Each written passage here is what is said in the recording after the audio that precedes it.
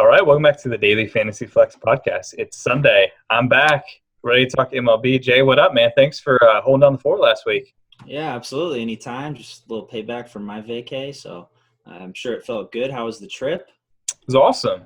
Still a little jet lag, but getting there, getting there. It's good to be back, and I've never been amazing at like turning my brain off from work. So have a lot of cool ideas ready to put them in action. But yeah, it's good to be back.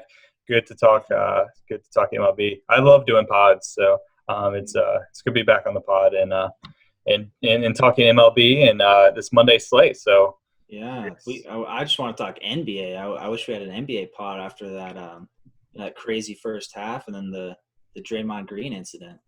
yeah, we're recording this at halftime of Game 3. Yeah, so Dion Waiters is maybe the best player in the world. I think pretty easily best player in this playoffs at least. Yeah, Draymond Green has turned into into Dellavedova. Just cheap shot Man, after cheap shot. yeah, I know we talked about off air the flagrant one or two. I could have gone either way. I leaned flagrant one, but like that aside, that was such a dirty, dirty kid. I mean, he went all. It hurt to watch. I don't know how Adams just got up from that. I would have. Yeah, I would have been out of my life. Not even out of the game. Just if I got kicked in the nuts that hard, I would be Grey Worm from Game. I'd be good reference. Yeah, good reference. Oh yeah, horrible. Yeah, yeah. So we're recording this halftime. We're gonna watch the game after that. So, let's talk some MLB. Yeah. All right, let's jump into it. Let's do it. So we're talking MLB, the main slate on Monday. There's 7 o'clock games. There are some games earlier. I know we have a doubleheader, and there's a game earlier around 1 o'clock that there's no current slate for it. FanDuel and DraftKings don't have anything. FanDuel has a 5 p.m. Cleveland game. DraftKings starts at 7 o'clock, but sometimes FanDuel adds in these earlier slates. They'll add like an all day or something. So look out for that because it could be a little confusing tomorrow just with how the games are spread out, not only with doubleheaders, but that early game that they're slated in tomorrow because of the postponement. But my point is the pod, as always, is going to talk just main slate. So we're talking 7:05 on, which is 9 games. And quickly, we'll hit on some Vegas lines. Obviously, those are going to move. Use our Vegas dashboard to track all of that. As of right now, the high lines are Texas is the highest implied team at 5 runs. KC and the Angels are at 4.6. On the low side, Cincinnati's at 2.2, which is maybe the lowest of the season. The lowest that I can remember so far. I would guess it's the lowest. I didn't check, but yeah, I think 2.1 or 2.2 would have to be the lowest. 2.2 is ridiculous, yeah. San Diego's at 2.8, and then Oakland and the Mets are at 3.4. So pretty fairly big distribution between, the lowest implied team and the third lowest implied team being 1.2 runs difference is pretty significant. So I think that's going to I think that's pretty indicative of sort of how you want to approach pitchers specifically. So we'll move right into that next segment, and I think that's sort of a good segue for, I think, who's going to be your first intriguing pitcher, and I'll let you start with yours.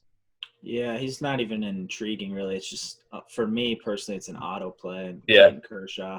I think it's just a ridiculously easy cash play on both sites. I think you want to start your team with him in cash and then build around it.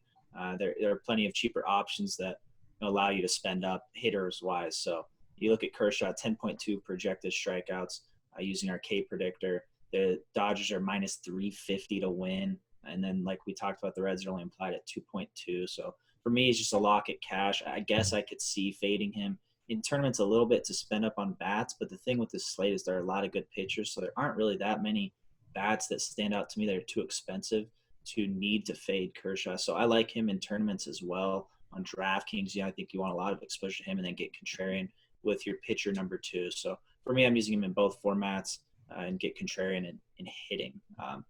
Kershaw has 6 straight starts with at least 10 strikeouts. The consistency is there, the upside. 48 strikeouts and 1 walk this month is pretty good. So And then moving on, my next pitcher for tournament play only is Gio Gonzalez, kind of a tournament play aside from Kershaw, so maybe pair it with Kershaw on DK. But I like Gio exposure. The Mets are tied right now, actually, with the Padres for highest strikeout percentage against left-handed pitchers this season. A team strikeout percentage of 27%, so pretty high. The Mets have the fifth worst WOBA against lefties this year as well. You look at a guy like Michael Conforto, who's essentially useless versus lefties. That's if he even plays. The real downside of Gio, which kicks him out of cash for me, and obviously Kershaw being there, is there's over a 50% chance of rain as of now in this one, and that Gio is generally pretty inconsistent. So you kind of get that all together, and he makes for a thin tournament play for me. Get some exposure. He has solid upside against a team that really struggles to hit lefties. So I think it's something you want to complement with Kershaw on DK and maybe pivot from Kershaw entirely on FanDuel if you want to spend up on bats. Yeah, I like those two calls a lot. But the first guy that I'm looking at is Johnny Cueto. He is a little too pricey for me. I think on DraftKings he has a better bargain rating on FanDuel. He is I believe he's the second highest priced. Yeah, he's second highest priced pitcher on both sites. So I guess sort of close relatively, between those two sites. I agree with you that Kershaw is sort of just is the easy no-brainer play. I'm in cash, especially on FanDuel where there's only one pitcher. I'm not going to get cute and go anyone else other than Kershaw. But if we're talking about a pitcher who I think is maybe second best, I think Cueto's the guy, and mostly just sort of the matchup. He is facing San Diego, and he's in what is considered the best pitchers park as far as park factor for pitchers. He has 100% or 100 park factor rating. So just sort of the matchup against San Diego and the fact that he's in such a good pitcher's park. It's not like he's got crazy strikeout potential. His whip is pretty good, but it's not like super elite compared to some other guys that we see on the slate. But really, it just sort of matches up where I think he's a fairly safe option if you were going to potentially get away from Kershaw, which I would not advise doing. Yeah. My other guy is Vincent Velasquez. He is sort of just the most intriguing to me in tournaments because his high K rate. He's got a 10.47 K per 9 rate. He's facing Detroit, who has the highest projected strikeouts per at-bat rate at 0.3 strikeouts per at-bat. So just sort of a good matchup of a guy who strikes out a lot of batters versus a team who can strike out quite a bit. Obviously, that number is going to adjust depending on what their lineup actually looks like tomorrow. So I could go down a little bit, but Detroit does have some strikeout potential, and Velasquez is a guy who throws it hard and could potentially strike guys out. He has he is a much better value on FanDuel, so I would note that. On DraftKings, it's a 0% bargain rating, which is not good. Yeah, he's just a lot more expensive on DraftKings than FanDuel. But I do think he's interesting in tournaments if you want to have some lineups that are not Kershaw. He is a guy that has, I think, quite a bit of upside. Cueto, I think, is the safe play, and then Velasquez is sort of the upside guy that I like. But obviously Kershaw is the play.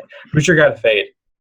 Yeah, I agree with all those guys. My guy to fade on this slate is Drew Pomeranz, and it's kind of all about matchup. I like Pom. I'm high on him this year. Overall, I like his strikeout upside, but you look at the Giants, there's just a lack of upside when pitchers face the Giants. They have the second lowest strikeout rate in the league against left-handed pitchers. So for me, I look at this, and it doesn't make sense for me to pay up for a pitcher the high strikeout rate against a team that has one of the lowest strikeout rates. I look for the opposite. I want a high strikeout guy facing a high strikeout team, things like that. So you look at the downside of facing the Giants, a team that doesn't strike out, with the price that Pomeranz has, and that's kind of the fade.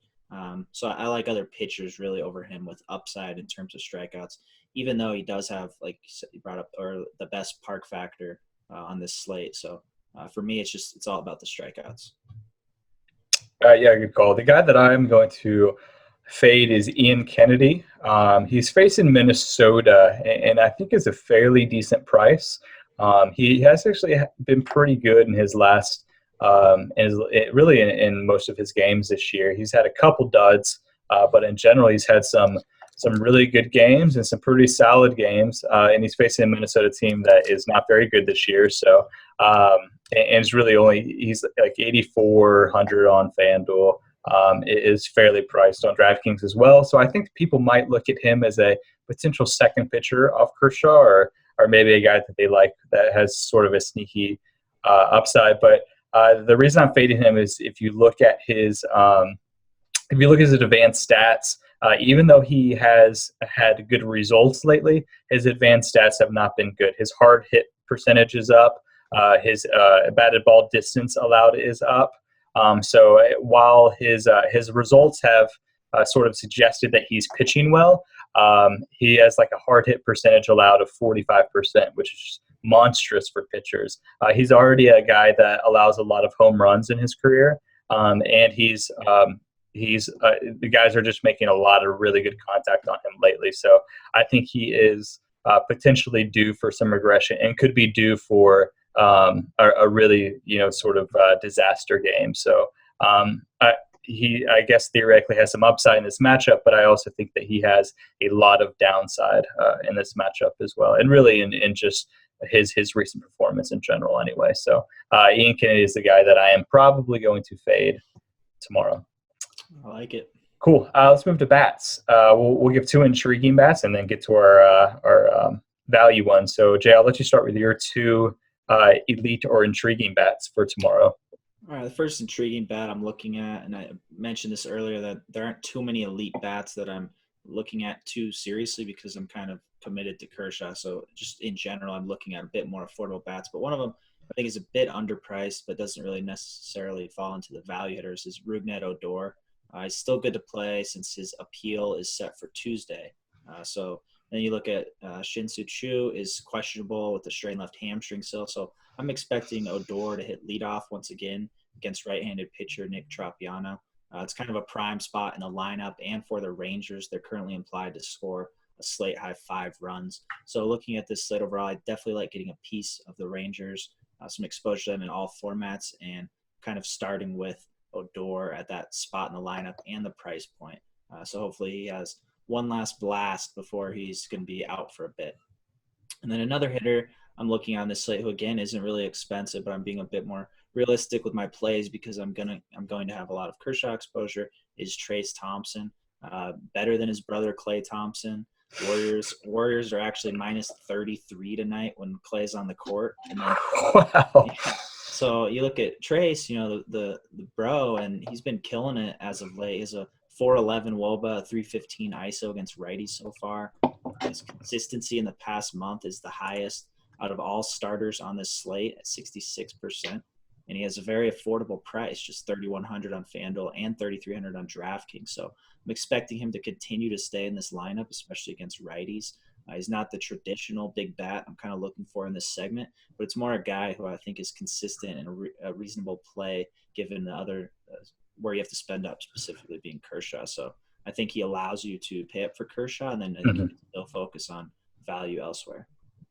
Like it. My first guy that I think is he's kind of like an elite bat, I guess you would say. Giancarlo Stanton. He's got a 5.25 ISO against left-handed pitchers. Yeah, that's my analysis. I think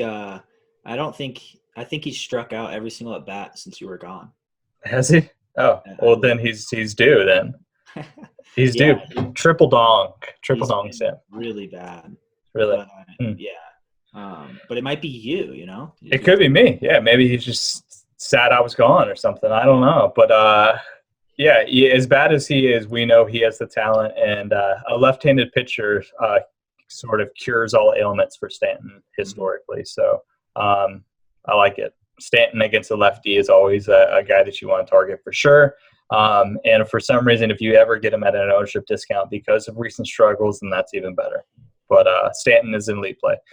The other guy that I usually save my bold call for the end of the take, but I'll get a little bold here. I talked about how I didn't like Ian Kennedy, so I'm sort of looking at Minnesota guys This guy has really struggled lately. If you look at his recent advanced stats or even his game log, he has not been good. But Bianco Park, his long-term averages against right-handed pitchers are good.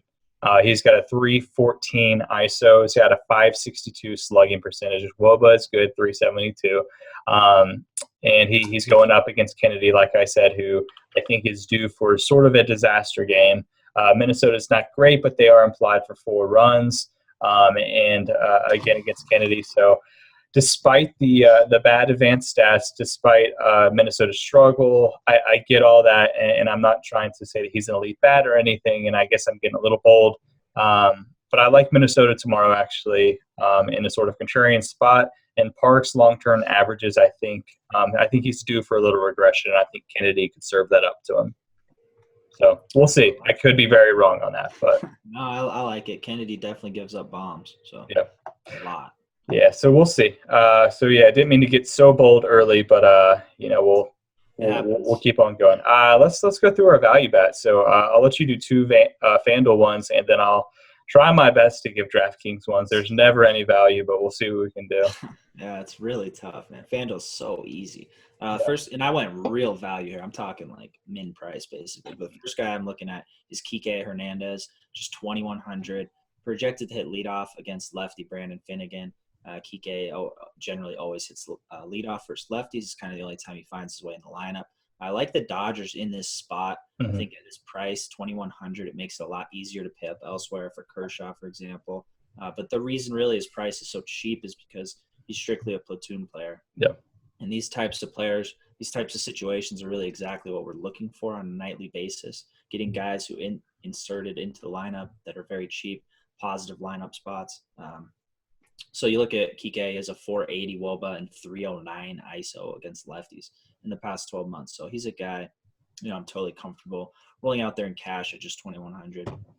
And another guy, another Dodger actually, who's very cheap and should platoon is AJ Ellis, as they're facing a lefty and Kershaw is on the mound. Ellis has been bad this year, but he has been hitting a bit better as of late. More importantly, I'm looking at his price, just 2,200 on FanDuel at the catcher position, which I'm generally down on most nights, and I like punting, especially the pitchers such as Kershaw on the mound.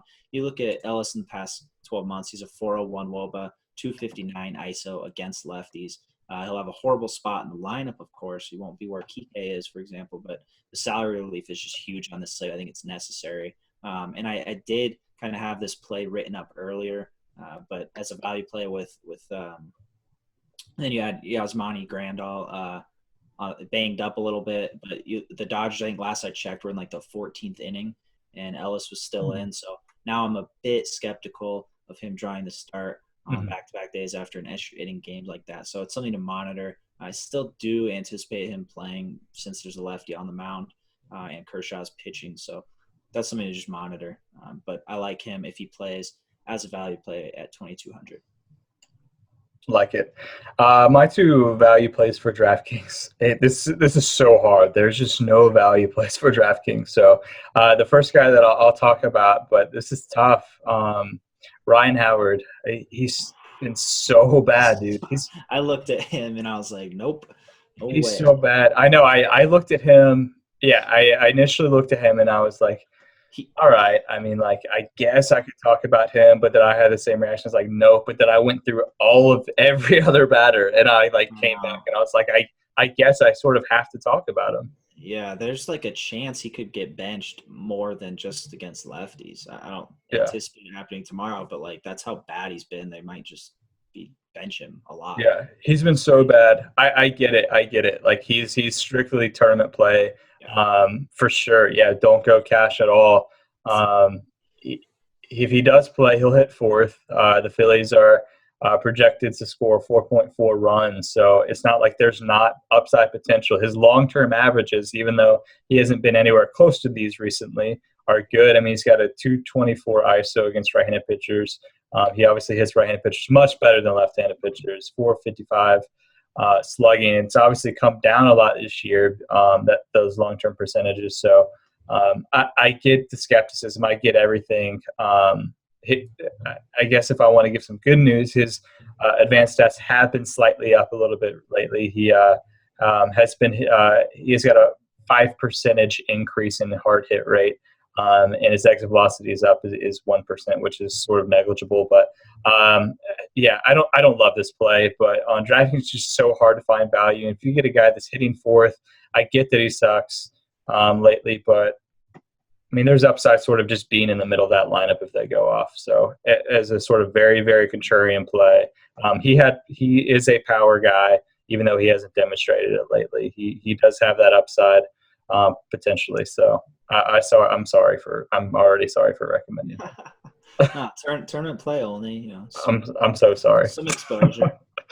But the other guy I actually do like quite a bit. So I'll give you a better play here. Let me pronounce this correct. Aledmys Diaz. Did I get that right? Aledmys, yeah. Aledmys Diaz, yeah. So I actually do think he's a pretty solid play. He's plays at a scarce position at shortstop. He's got going to hit second. That so far we're projecting him for. He's hit second in the last several games. So we would assume there's no reason to suspect that he would not be in that situation. He's got a 306 ISO versus right-handed pitchers. So obviously a very, very good mark. So I think if you're sort of looking for a value play that you could play in cash, I do think that he is a very, very solid option. So Howard, I'm already sorry for recommending him, and he's tournament only. Diaz, I do think that is a guy that you could plug and play pretty easily tomorrow. I know John Jagel recommended him as a guy that he really liked in today's slate, and he's been recommending him a lot lately ever since he sort of moved up into that second spot. And I think they still haven't budged his salary, so I say continue to roster him in cash and tournaments alike. Agree. Cool. Thank goodness we're done with that segment. The FanDuel value segment is tough, man.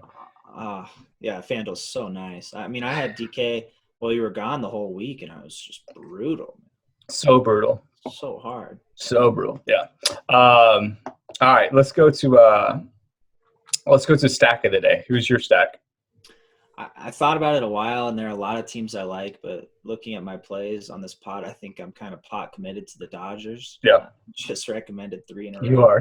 So I don't have a choice, I guess. I have to keep shoving and go all in with the Dodgers. They are implied to score 4.4 runs, so I like those teams that are just below some of these other teams. It's not insanely high or anything on the slate, but people kind of look at the top teams and say, okay, this team, and that's who I'm stacking and miss the kind of mid-tier when really you're only talking 0.2, 0.3 away. You know, it's baseball high variance. Anything can happen.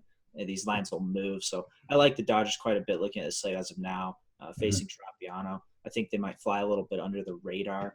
And really the reason I like them a lot is because they have a lot of affordable guys. I just highlighted 2 in my value play section. So I think you go 3, maybe on FanDuel, you can go 3 Dodgers and then pair them with Kershaw. On DraftKings, you can get a stack of the Dodgers with Kershaw. You can do a lot of Dodgers stacks, and then you can even pay up elsewhere with your hitting. Maybe on 2 stacks, 2 mini stacks with the Dodgers cheap guys as 1. So I think it's like a complementary stack in terms of value if you want to pair him with Kershaw, or you can go the other route, maybe fade Kershaw and get the bats, the more expensive guys on this team. So that's a stack I'm looking at, I think will be under the radar. Yeah, I like that a lot. I think Kike and Trace and Kershaw are pretty easy 3 to sort of start with. Right. In a lot of lineups. Yeah, good call. It's the stack. I'm still doing sort of the same thing. Is it's sort of doubling, tripling down, I guess, on my plays. The Twins, I get it. They're not good historically, but they're facing Ian Kennedy. And I'm sort of, I guess, my theme of this podcast is I'm predicting a disaster game from Kennedy. I'm sort of riding when you're a tournament player and I'm more tournament than cash, you sort of have to pick a spot and really go all in on it, pick a contrarian spot. So that this is sort of my spot that I'm picking. I think Kennedy is going to have a dud game, and that means the Twins are going to go off, and I think they're going to be very low owned. They're going to be a contrarian play. Twins are my stack of the day, and I think that if they do go off, you'll be in a really, really good spot if you somehow stack them. So not an optimal stack by any means, but I think a very intriguing tournament one for me. Definitely with the home run potential facing Kennedy, I think is huge alone. Just getting those bombs. Yeah, for sure. Cool. All right, let's finish up with these last two segments, and then we'll go watch some what's left of this game, if it's even No, close it's anymore. over. I just checked. I just scoped it a little. The Thunder have 117 points going into the fourth quarter. And Waiters has 110 of them or so. Yeah, Yeah, yeah, they're up 37. So yeah, wow. Okay. definitely Well, over. But oh yeah. Well, I guess we'll still do these two segments though. yeah, Stat of the day. Give me your stat. my stat of the day really was Klay Thompson's plus minus on the court, but I'll It's a do a good one. baseball one, I guess, too. And Yeah. looking through, you kind of track a bunch of stuff our data has, and one thing that stood out to me that I actually really like is Ben Zobrist has a 0% dud rate in the last month. So I think that's kind of absurd. In cash games, we're always looking for guys who have consistency, have a high floor, and here's Zobrist over here just in Mr. Invincible and in cash with a high floor every single game. So he's been producing like crazy, um, hitting the ball really well. He's got, I think he has a pretty solid hitting streak. He might have gone 0 for in one game this month, but I think it's up there, his hitting streak. I'd have to check again. But looking at him, he's not really cheap or anything. So it's not like I'm targeting him on this slate, but it's something to kind of keep on the radar in terms of consistency. I think the value in him is pretty high to look at when he is in a situation where it's a good spot for him and you have a little more flexibility with your salary. I think he warrants more consideration in cash when you look at a guy who has a high floor like that. So I think he makes for a tournament play on this slate, just given that you're not really looking to spend up too much at hitting. Like it. My stat of the day is about Gio Gonzalez. So I know it's one of your pitchers that you're intrigued by. But I did find a stat that's a little concerning to me. Gio's a guy who does have some speed, but he's seen a decrease in his pitch velocity lately. In his last two starts, his average velocity has decreased by 1.2 miles per hour. So I'm not sure if that's going to spell disaster or anything like that, but it was something that stood out to me when I was looking at the data. Maybe just another reason to really just load up on Kershaw. I think he's sort of the easy play compared to everyone else. But just a stat to note. Maybe if you're going to go Gio, maybe a little less exposure. I do think he's still in a good spot, but the pitch velocity is a little concerning to me. So, all right, we'll send it with a bold call. All right, my bold call, it'll tie into earlier. You brought him up already, but Giancarlo Stanton, I'm calling a home run. You already brought up kind of all the reasons why. Yeah. It's 525 ISO against lefty, so I don't need to get into it too much. But I will say, kind of has hit rock bottom. Like I said, he struck out every single at bat since you've been out of the country. I think now that you're back, it only makes sense that he goes yard in his first game. So I'm looking for exposure to him in tournaments, just like you thought of. And I really want to be on him before he kind of really starts heating up and ownership comes up with it. So 4 home runs, 4 for 4. Roughly, yeah. Yeah, cool. I like it. Good call. My bold call is going to be on the other side, sort of the elite pitcher. Kershaw, 14 Ks. Okay. Yeah. I like it. Yeah. Our K predictor has him at 10.2 right now. But I'm going to up it, and I'm going to say he's going to get up to 14, which has been done a couple times this year by some of the elite pitchers. Velasquez actually did it earlier. Scherzer just did it a little bit recently. Doubled it. Yeah, just about. But I think Kershaw is going to hit it. He had 14 earlier this year as well, but I think he'll get there again. He'll join the Scherzer club of getting there twice. So I like it. Yeah, bold call. Real easy play, Kershaw. Don't overthink it. In cash, I think for tournaments you can get a little interesting with that second pitcher on DK. Mm-hmm. So. For sure. All right, we will end it there. I guess we'll go watch the very end of this Golden State Oklahoma slaughter. I'm not watching, man. I'm going to get a Mountain Dew Baja Blast and watch Game of Thrones. Hopefully, Draymond Green kicks Ramsey Bolton square in the nuts on tonight's episode, since Draymond won't be playing the fourth quarter. So that's a good point. Yeah, I haven't caught up on last week's episode either, so I'm about to have two Game of Thrones to catch up on. That's a great feeling. Oh, it is. Yeah, I don't even know what to do with myself. Yeah, when you have just two sitting in your queue like that, oof. Oh, you got one in the chamber? There's nothing better. Love it. All right, man. Good stuff. We'll talk later this week on a pod. Let's do it. Sounds good. Yeah, good luck everybody on this slate. Cool. Yeah, good luck, everyone. We'll talk to you guys tomorrow.